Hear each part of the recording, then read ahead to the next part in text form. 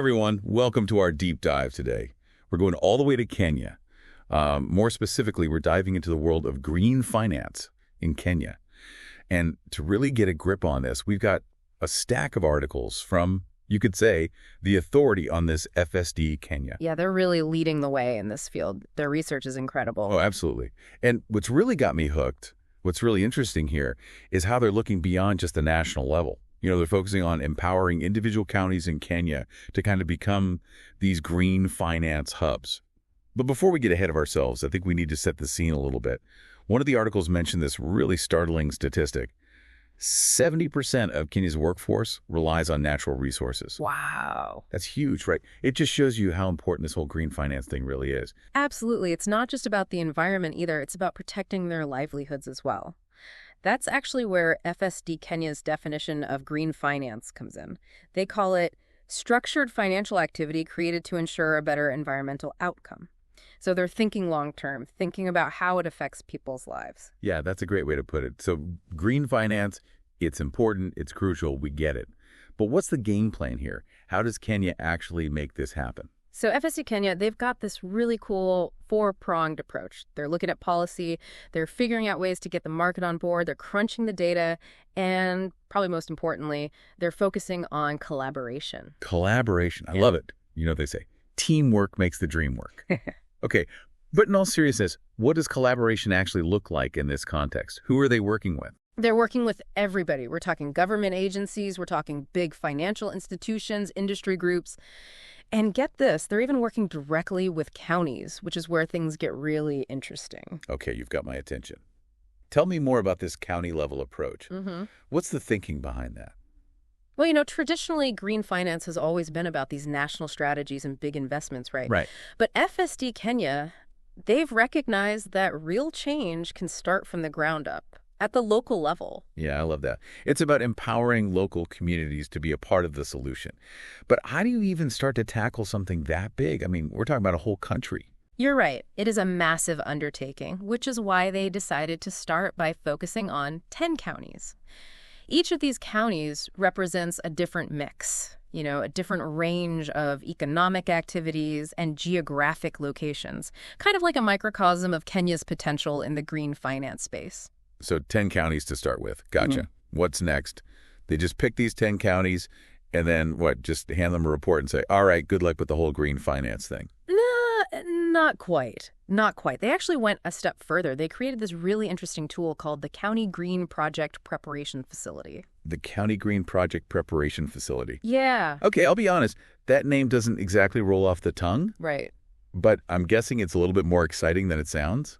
Oh, definitely. Think of it like a matchmaking service, right? But instead of matching people, it matches green projects with the funding they need. I like it. It brings together the local governments, the project developers, and, here's the kicker, investors who are specifically looking for opportunities in the green space. It's not just about having a good idea then. It's about connecting that idea with the right people and the funding to make it happen. Exactly. And we're not talking about these far-fetched ideas either. These are practical, sustainable projects that can make a real difference. For example, one of the projects that they highlighted was a 20-megawatt solar farm in Makuni County. Wow. That's huge. That's a lot of clean energy. Not to mention, think about the jobs that would create, the boost to the local economy. Exactly. And it's just one example. They've also identified projects for eco-housing in Embu County, sustainable agriculture initiatives, you name it. And what I think is really cool is that this whole county-level approach, it feeds into their bigger strategy as well. It's like they're building this whole green finance ecosystem. Yeah. And they're starting from the ground up. Yeah, exactly. And one of the articles, it actually touched on a really important part of this whole thing, empowering people. It's not just about the big banks and the corporations. It's about giving everyday people the tools to invest in a greener future as well. Oh, I love that. That makes the whole idea of green finance so much more accessible. But what does that look like in reality? What does that look like on the ground? Well, think about things like microloans. You could have microloans for solar panels, for energy-efficient appliances. Or what about green savings products? People could invest their savings in environmentally friendly projects. It's about making green finance relevant to everyone's lives. Yeah, I am totally on board with that. But let's be real for a second here. There's got to be challenges, right? I mean, no plan is perfect. What are some of the hurdles that FSD Kenya is facing in all of this? Well, you're right. It's not always easy. One of the biggest challenges is Kenya's financial situation in general. Resources are already stretched thin, which can make attracting those larger investments a little bit tricky. Yeah, it's like trying to, I don't know, build a skyscraper on a shoestring budget, right? Yeah. You need that really solid foundation and a whole lot of creativity. Exactly. And then there's the fact that green finance, it's still a new concept, especially in a place like Kenya. It's like the new kid on the block. Exactly. So there's not really a track record for investors to look at, so they might be a little bit hesitant to jump in. I get it. It's like being the first person to try a new recipe. It could be amazing. Yeah. But there's always that little element of doubt. Right, exactly. But here's the thing. What I find really impressive is that FSD Kenya, they don't see these challenges as setbacks. They see them as opportunities for innovation. They're not just trying to take solutions that worked somewhere else and just kind of copy and paste them. They're coming up with their own ways of doing things that actually make sense for Kenya. Okay, now that is impressive. So they're really thinking outside the box. Do you have any specific examples of how they're doing this? One that really stood out to me was their exploration of Islamic finance, specifically something called sukuk. Sukuk. Yeah. They're basically investment tools that align with Islamic principles, and those principles actually fit really well with environmental values. That's fascinating. To be totally honest, though, I'm not as familiar with Islamic finance. Could you maybe break that down a little bit, for those of us who are not as familiar? Absolutely. So think of sukuk kind of like bonds, but with an ethical twist. Okay. They're what's called asset-backed, meaning they're linked to a tangible asset. It could be a piece of property, a business venture. And because Islamic finance prohibits earning interest in the traditional way, sukuk investors, they get a share of the profits generated by that asset instead. So it's like investing with a conscience. Exactly. And it's really interesting because Kenya has a sizable Muslim population, so incorporating those Islamic finance principles into their green finance strategy, I mean, that could be a real game changer. Yeah, absolutely. It's more inclusive, and it taps into this whole other pool of potential investors. Exactly. Okay, that is really cool. It's like they're blending these cultural values and financial innovation with environmental sustainability. I am so impressed with how much thought they're putting into making this work for everyone. Wow, cultural values, financial innovation, and environmental sustainability all rolled into one. That's pretty incredible. But let's rewind for a sec, back to those 10 counties. We left off with FSD Kenya doing deep dives into each county's financial landscape. What exactly were they looking at? They were looking at their green assets, what kind of opportunities for growth they had, even the potential risks involved. It was very thorough, really trying to understand each county's unique situation. They basically gave each county a financial health check, but with that green lens you were talking about earlier. Okay, so they've got all this information now. What's next? Did they find anything interesting? Oh, absolutely. In fact, their assessment revealed something pretty fascinating. They found that these 10 counties, they actually fall into 4 distinct clusters based on their green assets and the opportunities available. Clusters, like different categories of green finance potential. Exactly. So it's not a one-size-fits-all approach. Each cluster has its own unique strengths and challenges when it comes to green finance. That makes sense. Trying to apply a single strategy across 10 very different counties probably wouldn't have been very effective. Exactly. Okay, so we've got these 4 clusters, but what are we actually doing with them? How do we turn that potential into actual projects on the ground? Well, that's where the County Green Project Preparation Facility comes in. Ah, right. Our matchmaking service for green projects. It's all coming together now. Exactly. And this is where it gets really exciting. They've already identified a bunch of really interesting green projects through this facility.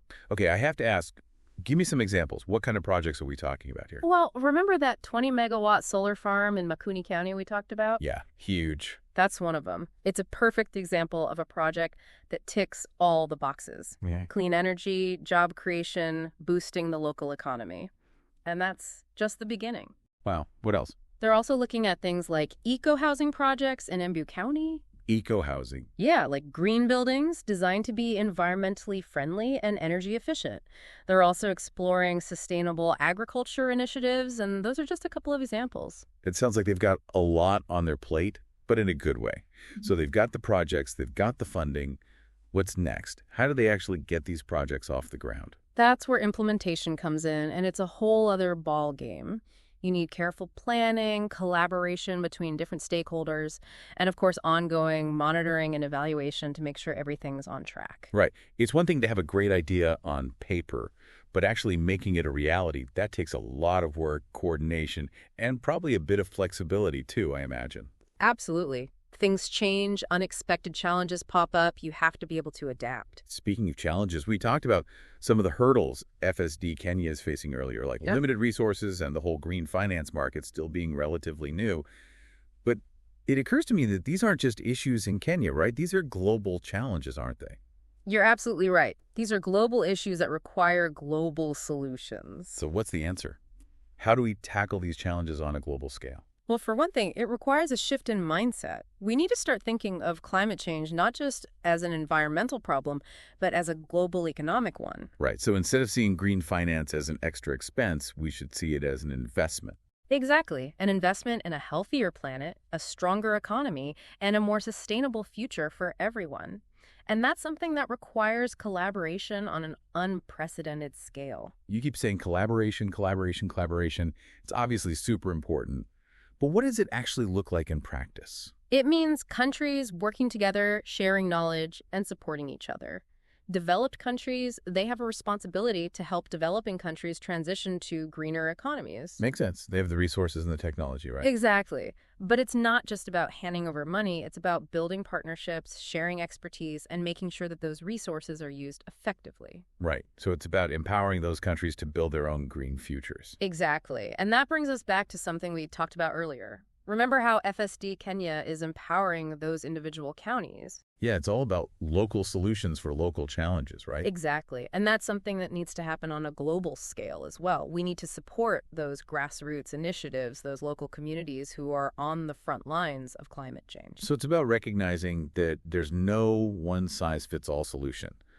What works in Kenya might not work in, say, Norway or Vietnam. Exactly. Every country has its own unique set of opportunities and challenges. This has been a really insightful conversation.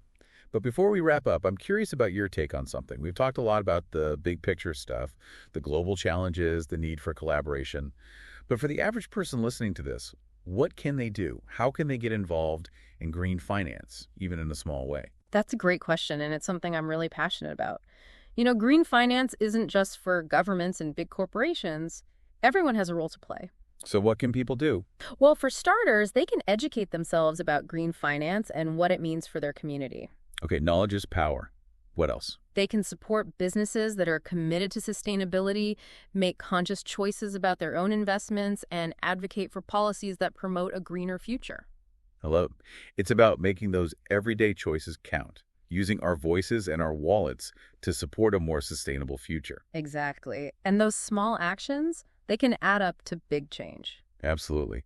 Well, on that note, I think it's time to wrap up this deep dive. It's been a pleasure chatting with you. The pleasure was all mine. And to our listeners, thank you for joining us on this fascinating journey to Kenya. If you want to learn more about FSD Kenya and the incredible work they're doing, be sure to check out our show notes for links to all of the articles we discussed. Until next time, keep learning, keep asking questions, and keep those green finance conversations going. We'll see you next time for another deep dive.